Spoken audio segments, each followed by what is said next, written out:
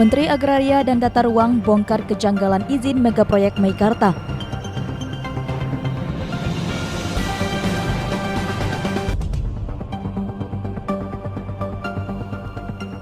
Perbakin temukan kelalaian kasus peluru nyasar ke gedung DPR RI.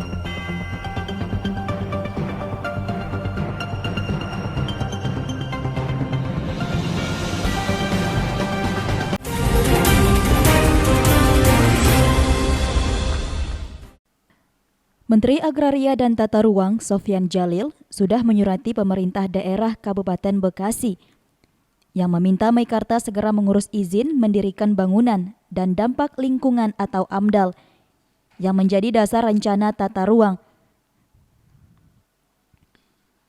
Sofyan menduga lamanya waktu mengurus perizinan jadi sebab pengelola Meikarta mencari jalan pintas dengan melakukan suap kepada perangkat daerah.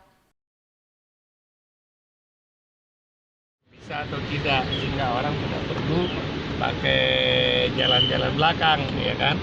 Kita bereskan izin, memudah izin, maka suap-suap seperti itu akan sangat berkurang, ya kan? Tapi dengan adanya kasus ini, untuk mengajukan perizinan untuk yang sisanya lagi itu masih... Itu tata ruang, izinnya itu harus di Pemda, kan? Semua itu masalah izin di pemerintah daerah. Itu cuma mengawasi tentang tata ruang. Dirjen ini adalah tata ruang memberikan persetujuan akhir, ya kan? Persetujuan substansi. Kemudian mengawasin apakah telah sesuai dengan tata ruang. Oke ya. Sejauh ini sesuai ya Pak, berarti ya Pak? Yang 84 ya. Yang 84 sesuai ya Pak? Yang sisanya belum. Nurlaila Nasih, Muhammad Sodik, Jawa Post TV.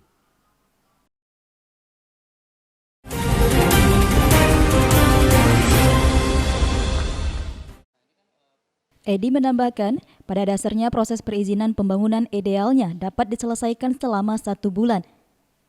Menurut Edi, banyak pengembang memilih melakukan praktek suap agar proses izin pembangunan proyek bisa cepat diselesaikan, karena cenderung dihambat dengan sengaja oleh pejabat daerah. Ketua Apersi berharap semua pihak yang terlibat dalam praktek suap izin pembangunan proyeksi introspeksi, karena perbuatan ilegal ini merugikan konsumen dengan naiknya harga properti yang ditawarkan. Menurut saya ini bukan rahasia umum lagi, hal ini banyak sekali terjadi di daerah-daerah dan inilah yang saya harapkan sikap mentalnya harus dirubah, sikap mental daripada oknum-oknum ini harus dirubah supaya pembangunan perumahan ini semakin cepat, semakin mudah dan akibatnya atau dampaknya itu akan terjadi percepatan di peningkatan ekonomi. Adi Naufal, Fajar Fahreza, Jawa Post TV.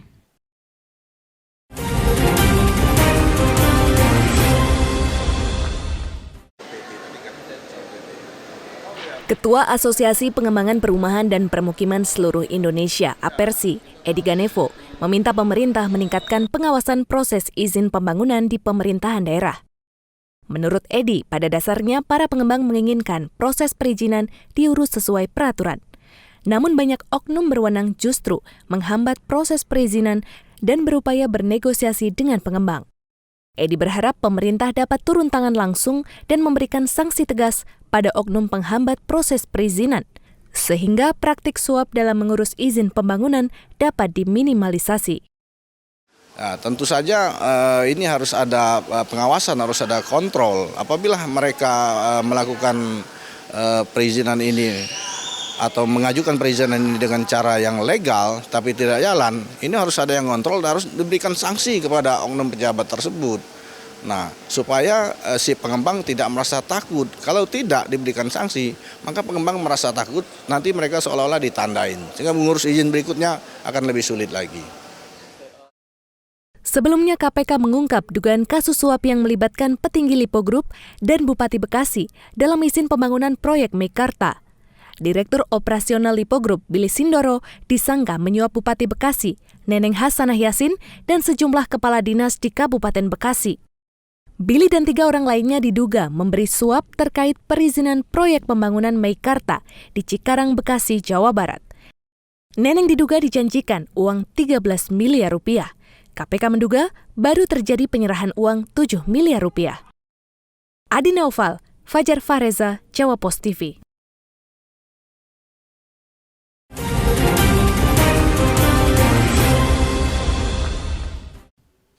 Menurut Muzani, Ahmad Dhani selama ini tidak pernah membuat kerugian bagi negara.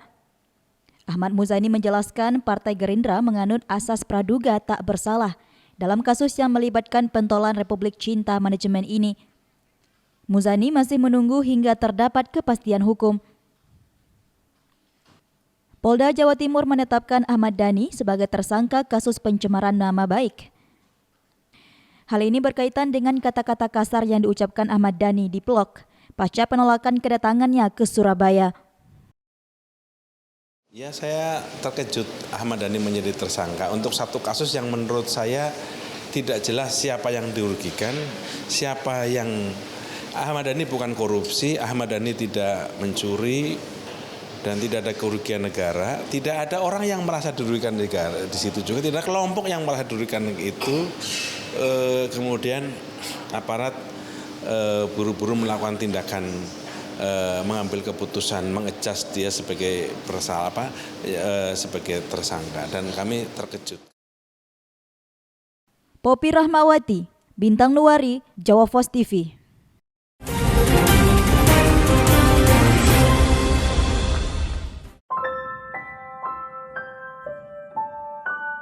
Palu dan Donggala, Sulawesi Tengah diguncang gempa dengan magnitudo 7,4 skala Richter yang disusul oleh tsunami pada 28 September lalu. Akibat musibah tersebut, hampir semua bangunan tempat tinggal hingga gedung-gedung yang ada di Palu dan Donggala roboh. Bencana yang memakan ribuan korban jiwa ini menarik perhatian masyarakat dalam hingga luar negeri untuk menggalang bantuan bagi korban yang selamat. Salah satunya, tim Energy of Kolintang. Menurut Ketua Penyelenggara acara Ferdinand Soputan, tim Energy of Kolintang menggelar aksi penggalangan dana. Hal ini didasari semboyan Minahasa, manusia hidup harus bisa menghidupkan orang lain. Oleh karena itu, tim Energi Kolintang mengajak masyarakat untuk ikut mengulurkan tangannya dalam membantu para korban bencana di Palu dan Donggala. Siapapun kita, bahwa sama juga seperti semboyannya dari Minahasa, Sulawesi Utara sendiri, bahwa Sito, Timo, Tumou, Tou, bahwa manusia hidup untuk menghidupkan manusia. Biar gimana pun, kita satu bangsa, satu NKRI, jadi memang sangat-sangat pantas untuk bisa mengulurkan tangan kita untuk membantu saudara-saudara kita di Palu. Sementara itu, dalam aksi penggalangan dana tersebut, tim Energy of Kolintang mengajak sejumlah grup musik Kolintang untuk bermain dalam acara penggalangan dana tersebut. Bertema Basodara, aksi penggalangan dana ini juga dimeriahkan dengan tarian-tarian dan pelelangan lukisan. Nantinya, dana yang didapat akan disalurkan langsung ke korban bencana di Palu dan Donggala. Devri Novaldi, Ilham Farisi, Jawa Post TV.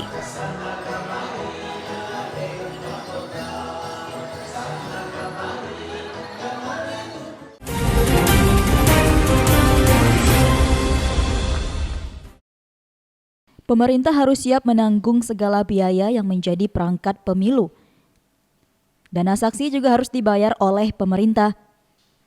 Jika dana saksi dibebankan kepada calon legislatif maupun calon presiden dan wakil presiden yang akan maju dalam pemilu, hal itu dapat memotivasi untuk mengumpulkan dana sebanyak-banyaknya demi kemenangan pemilu. Hal tersebut membuka peluang para politisi atau calon yang akan maju pemilu melakukan perjanjian suap atau korupsi. Konsekuensinya memang biaya saksi sebenarnya tidak bisa dibebankan kepada calon presiden, akan memberatkan sama sekali dalam pertarungan pilpres itu. Tapi dengan kondisi keuangan kita sekarang, apakah ya misalnya mencukupi atau seperti apa ini? Saya kira itu sesuatu yang harus kita bayar karena kita ingin berdemokrasi, kan itu pilihan kita kan konsekuensinya. Kalau kita pikir aja misalnya laporan kekayaan salah satu calon presiden yang tidak sampai 50 miliar, bisa dibayangkan dari mana mereka ngambil uang saksi. Kalau misalnya 200.000 saja kali 800.000 itu sudah 160 miliar uang saksi saja. Nah ini kan yang memberatkan. Kalau menurut saya ya begitu ya. Jadi menurut saya sih ya lebih bagus ya harus kita dukung untuk dibebankan kepada APBN. Tim Liputan, Jawa Post TV.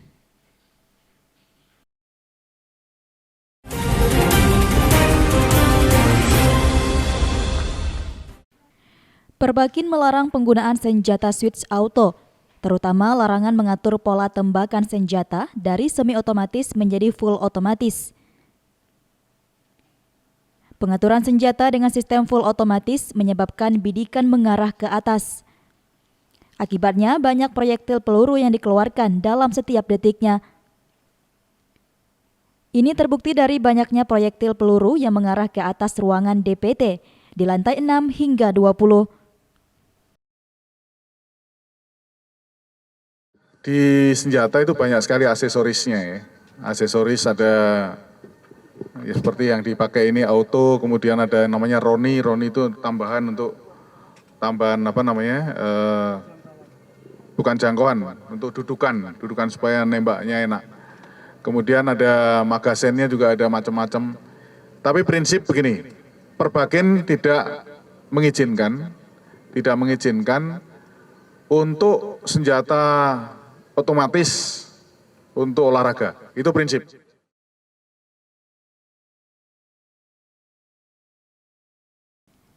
Adi Naufal, Ilham Farizi, Jawa Post TV.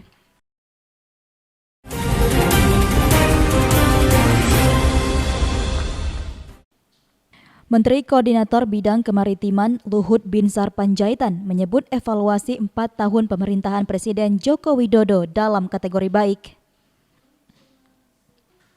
Namun demikian, Luhut mengakui masih ada sejumlah bidang yang belum tuntas, seperti pada tugas pemerintah di bidang kelautan. Namun menurutnya, target di bidang kelautan tersebut dapat segera dituntaskan, serta dipastikan tidak ada proyek yang mangkrak. Ya masih banyak kan yang belum tuntas. Ya sambil jalan. Bidang apa misalnya Pak yang belum tuntas? Ya apa? Ya masalah kelautan masih banyak. Tapi targetnya saya lihat masih semua jalan. Yang penting nggak ada yang mangkrak, itu aja. Tim Liputan, Jawa Post TV.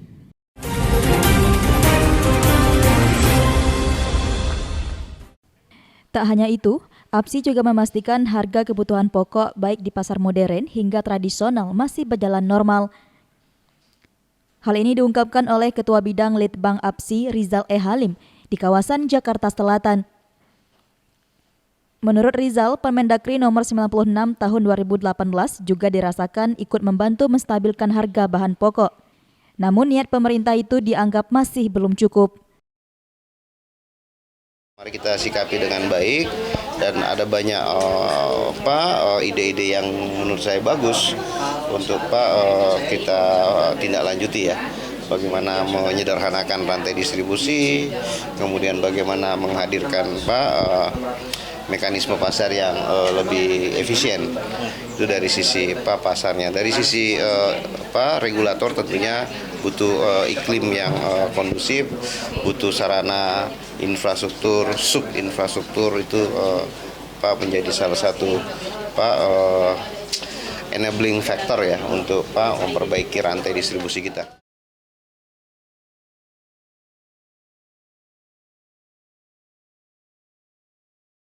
Tim Liputan, Jawa Post TV.